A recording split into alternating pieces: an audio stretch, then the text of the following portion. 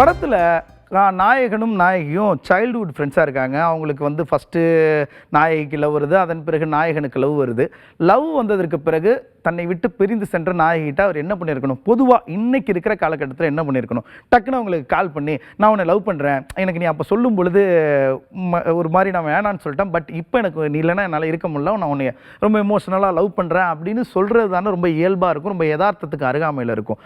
ஆனால் இந்த படத்தினுடைய காட்சிகளுக்கு ஏற்ற மாதிரி அப்படி வளைச்ச மாதிரி சில விஷயங்களை அவங்க பண்ணியிருக்காங்க. அதாவது திருமணம் வரைக்கும், கல்யாணத்துக்கு ஓகே சொன்னதற்கு பிறகு திருமணத்திற்கு முதல் நாள் வரைக்கும் நாயகனும் நாயகியும் சந்திக்காத மாதிரி காட்சி அமைப்புகள் இருக்குது.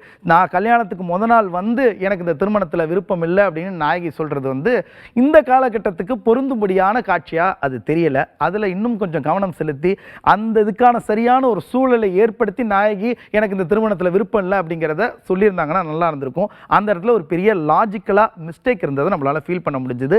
அது இந்த படத்தினுடைய மைனஸ்.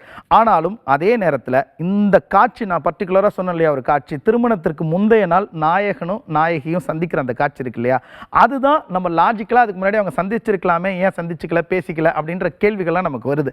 ஆனால் அந்த கேள்விகள் எதுவுமே அந்த காட்சியை பார்க்கும்போது நமக்கு தோணாதபடிக்கு நாயகனுடைய டயலாக்ஸ்லையும் அந்த காட்சியில் இருக்கிற சுவாரஸ்யத்தின் மூலமாகவும் நம்மளை எல்லாத்தையும் மறக்க வச்சு அந்த காட்சியை ரசிக்க வைத்து நம்ப வைத்த இயக்குனருடைய அந்த முயற்சி, அந்த திறமை இருக்கு இல்லையா, அது இந்த படத்தினுடைய மிகப்பெரிய பிளஸ்.